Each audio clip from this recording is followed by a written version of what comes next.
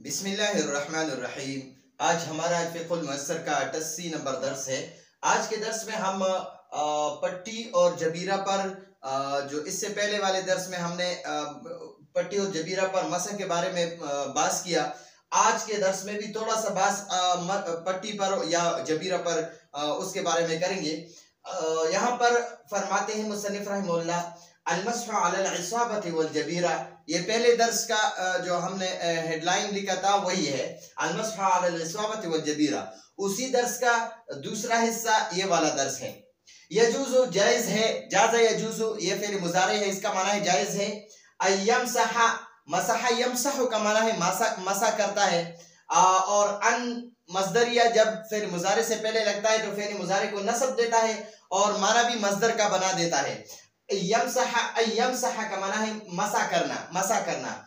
तो यजूज़ु यमसहा मसा जायज़ है अला जबीरतिन, जबीरा पर। जबीरा कहते हैं अगर कोई बदन के किसी हिस्से का हड्डी टूट जाए और उसके इर्द गिर्द जैसे लकड़ी बांध देते हैं, उसको जबीरा कहते हैं। उन लकड़ियों को जबीरा कहते हैं जो हड्डी दुरुस्त होने के लिए बांधी जाती है हड्डी के ऊपर, उसको जबीरा कहते हैं। तो जबीरा पर मसा जायज़ है। इहदा एक, अर्रिजलैन दोनों पाँव में से एक पाँव की हड्डी टूट गई और उस टूटी हुई हड्डी पर हमने लकड़ियां बांध ली, उसको जबीरा बांध लिया। उस लकड़ी को बांधने को जबीरा कहते हैं। जबीरा बांध लिया तो अब सिर्फ उसी जबीरा पर मसा करेंगे और दूसरी पाँव पर मसा नहीं करेंगे, दूसरी पाँव को धोएंगे। तो यहाँ फरमाते हैं यजूज़ु अयमसहा अला जबीरतिन, जबीरा पर मसा करना जायज़ है। इहदर रिजलैन दोनों पाँव में से एक पाँव, दोनों पाँव में से एक पाँव। इहदर रिजलैन का माना है दोनों पाँव में से एक पाँव के जबीरा पर, दोनों पाँव में से एक पाँव के जबीरा पर मसा करना जायज़ है। वयग़सिल रिजला उखरा, उखरा का माना है दूसरा। वयग़सिल रिजला उखरा और दूसरा पाँव धोना जायज़ है। वयग़सिल रिजला और पाँव धोना, अल उखरा दूसरा, और दूसरा पाँव धोना वाजिब है, जायज़ है। तो यहाँ मुसन्निफ़ रहमहुल्लाह फरमाते हैं कि अगर किसी बंदे का एक पाँव की हड्डी टूट गई और उस हड्डी पर जबीरा बांध लिया गया, यानी उसके इर्द गिर्द लकड़ियां बांधी गई, उन लकड़ियां बांधने को जबीरा कहते हैं। उन जबीरा पर सिर्फ उस एक पाँव के जबीरा पर मसा करना जायज़ है और वयग़सिल रिजल उखरा, दूसरे पाँव को धोना लाजिम है। बखिलाफ़े मोज़ों के, तो मोज़े दोनों पाँव में मोज़े होते हैं तो दोनों मोज़ों पर मसा वो लाजिम है। अगर एक पाँव के मोज़े पर मसा किया और दूसरे पाँव के मोज़े पर मसा नहीं किया तो ये वज़ू नहीं हुआ और मसा भी नहीं हुआ। तो और जबीरा के बारे में ये नहीं है, एक पाँव पर जबीरा है उस पर मसा करो, या एक पाँव पर पट्टी वगैरह है उस पर मसा करो और दूसरा पाँव जो है वो बिल्कुल ठीक है, सही सलामत है, तो उस पर उसको मुकम्मल धोना ये जायज़ है। ला यब्तुलुल मस्हु, बतला यब्तुलु का माना है बातिल होना, खत्म होना। ला यब्तुलुल मस्हु, मसा बातिल नहीं होता है, मसा बातिल नहीं होगा। बिसुकूतिल जबीरति, सुकूत कहते हैं गिरने को, और बा का माना है से, गिरने से, अल जबीरा जबीरा के गिरने से मसा बातिल नहीं होगा, मतलब मसा खत्म नहीं होगा। क़ब्ल इल्तिआमिल जुर्हि, क़ब्ल पहले को कहते हैं, इल्तिआम दुरुस्त होने को कहते हैं, अल जुर्ह जख्म को कहते हैं। जख्म के दुरुस्त होने से, जख्म के सही होने से, जख्म के ठीक होने से पहले जबीरा अगर गिर जाए तो दोबारा उसको बांध दो और दोबारा उस पर मसा करना लाजिम नहीं है। अगर जबीरा गिर गया तो मसा नहीं खत्म नहीं होगा, ठीक है जी। तो यहाँ फरमाते हैं ला यब्तुलुल मस्हु, मसा खत्म नहीं होगा, मसा बातिल नहीं होगा। बिसुकूतिल जबीरति, जबीरा के गिरने से।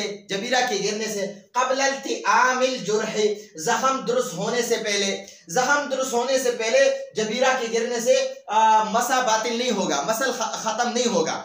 यानी अगर किसी बंदे ने वुजू किया और अब वहां से नमाज के लिए चलने लगा और रास्ते में उसके पांव से वो जबीरा गिर गया तो इसका जो है ना मसा खत्म नहीं होगा। ये वापस अपने जबीरा को उठाओ, अपने पाँव पर अपने हड्डी पर बांधो, ये बिल्कुल इसके साथ। लेकिन शर्त ये है कि क़ब्ल जुर्ह, जख्म ठीक नहीं है। अगर जख्म ठीक हो गया, अगर जख्म ठीक हो गया और बंदे ने जो है ना अभी तक वो जबीरा नहीं खोला है और इसी दौरान इस बंदे का जो ना जबीरा गिर गया और ये बंदा नमाज पर खड़ा है, तो इसका मसा खत्म हो गया, ये नमाज भी टूट गई। अब ये जाएगा दोबारा मसा या दोबारा इस पाँव को जो जख्म था अब ठीक हो गया है, इसको धोएगा, दोबारा आएगा, नमाज पढ़ेगा, यानी सिरे से नमाज पढ़ेगा।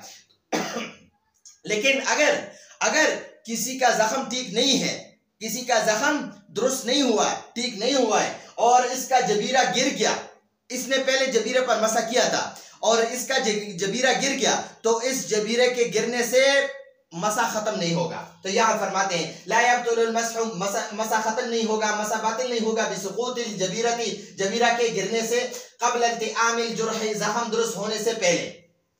अब यहाँ मुसन्निफ रहमतुल्लाह दूसरी बात फरमाते हैं। मुसन्निफ रहमतुल्लाह यहाँ फरमाते हैं कि अगर किसी बंदे ने अपने पाँव पर जबीरा या प्लास्टर या ऐसे पट्टी वगैरह बांध दी है और वो पट्टी या प्लास्टर या जबीरा बहुत ज्यादा गंदा हो गया है, अब ये इसने उस गंदे जबीरा पर मसा किया है, लेकिन नमाज से पहले इसने उस जबीरा को या प्लास्टर को या पट्टी को तब्दील किया, यानी वो पाक पट्टी अपने पाँव से पाँव पर बांध लिया या पाक जबीरा अपने पाँव पर बांध लिया और गंदे जबीरा को हटा लिया। तो अब यहाँ मुसन्निफ रहमतुल्लाह फरमाते हैं कि जरूरी नहीं है कि अब इस नए या साफ वाले पट्टी या जबीरा पर दोबारा मसा करे, ये जरूरी नहीं है, लाजिम नहीं है, वाजिब नहीं है। इसी पर भी ये नमाज पढ़ सकता है। ये जबीरा पर मसा ऐसा है जैसे पाँव को धो लिया है, ये पाँव धोने का बदल नहीं है, बदल बिल्कुल नहीं है। ये ऐसा है जबीरे पर अगर किसी या पट्टी पर किसी ने मसा किया, ये ऐसा है कि अपने हिस्से को, जो जख्मी हिस्सा है, इसको धो लिया है। मसा ऐसा है कि जख्म को धो लिया है, ऐसा है।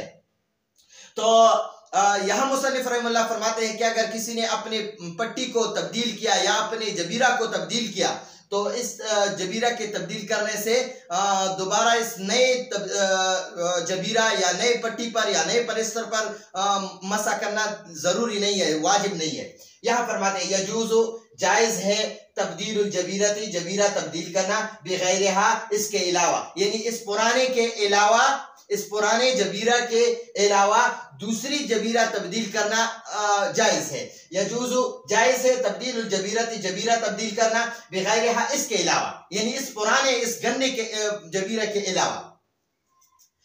वला यजिबु, और जरूरी नहीं है, वाजिब नहीं है, इआदतुल मसह, इआदा का माना है वापस करना, अल मसह मसा, अलैहा, उस पर, यानी उस नए जबीरा पर या उस पाक जबीरा पर, पाक पट्टी पर, पाक प्लास्टर पर दोबारा मसा करना वाजिब नहीं है। वला यजिबु, जरूरी नहीं है, वाजिब नहीं है। इआदतुल मसह, मसा वापस करना, मसे का इआदा करना, मसे का दोबारा मसा करना, अलैहा, उस नए जबीरा पर या उस नई पट्टी पर या नए प्लास्टर पर। वला यजिबु इआदतुल मसह अलैहा, और उस पर मसा वापस करना जरूरी नहीं है। मुसन्निफ रहमतुल्लाह के फरमाते हैं वलाकिन अफज़ल, लेकिन बेहतर है, वलाकिन और लेकिन अल अफज़ल बेहतर है, अफजल है, अन युईदा, वापस करना, दोबारा करना, इआदा करना, अल मसह, मसा का यानी दोबारा करना अफजल है, बाद तब्दील जबीरती, जबीरा तब्दील करने के बाद, जबीरा तब्दील करने के बाद मसा दोबारा करना, वापस करना बेहतर है, ठीक है जी। लेकिन जरूरी नहीं है। अगर दोबारा यानी जबीरा या प्लास्टर या पट्टी को तब्दील किया, तो अब जरूरी नहीं है कि इस पर दोबारा मसा करो। पहले जबीरा पर मसा किया था तो अब ये भी उसी में शुमार हो जाएगा, जरूरी नहीं है।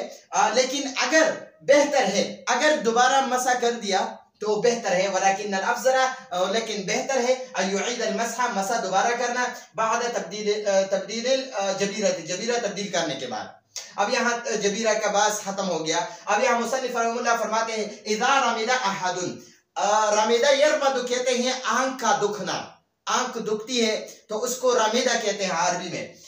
इदा जब रमीदा आंख दुखी अहदुन किसी एक का, किसी की आंख दुख गई, यानी किसी बंदे की आंख, एक आंख या दो आंख में कोई बीमारी आ गई, आशूबी चश्म इसको लग गया, तो इदा रमीदा जब किसी की आंख दुखी अहदुन किसी एक का, किसी एक की आंख दुखी यानी किसी को आशूबी चश्म हो गया, वनहा और मना किया हु इस बंदे को जिसको आशूबी चश्म हुआ, जिसकी आंख दुखी है उसको मना किया, तबीबुन मुस्लिमुन हाज़िकुन, तबीब डॉक्टर को कहते हैं, मुस्लिम शर्त है कि मुसलमान हो, हाजिक तजर्बाकार माहिर हो, माहिर मुसलमान डॉक्टर ने इसको मना किया।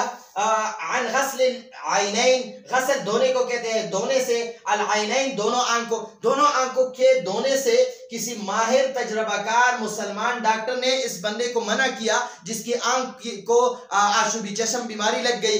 तो इसको जब मना किया तो उस पर अब फरमाते हैं जायज़ लहू, इसके लिए जायज है, जायज है लहू इसके लिए, अलमस्ह मसा करना, इस आंखों को धोने की बजाय इस पर मसा करे। ठीक है जी, ये बात हो गई। अब यहाँ फरमाते हैं ला तुश्तरतुन नियतो, नियत शर्त नहीं है, ला तुश्तरतुन नियतो, नियत शर्त नहीं है, फिल मसी मसा में अलल खुफ़ैन, मोज़ों पर मसा करने में नियत शर्त नहीं है, मोज़ों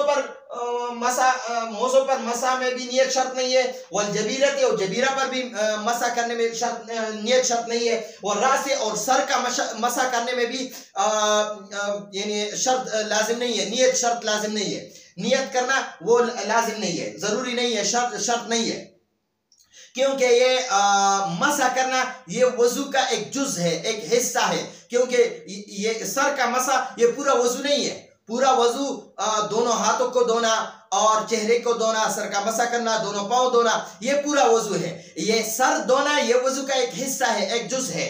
तो यहाँ फरमाते हैं कि वजू के लिए शर्त नहीं है, नियत करना शर्त नहीं है, तो एक जुज के लिए क्यों शर्त होगा?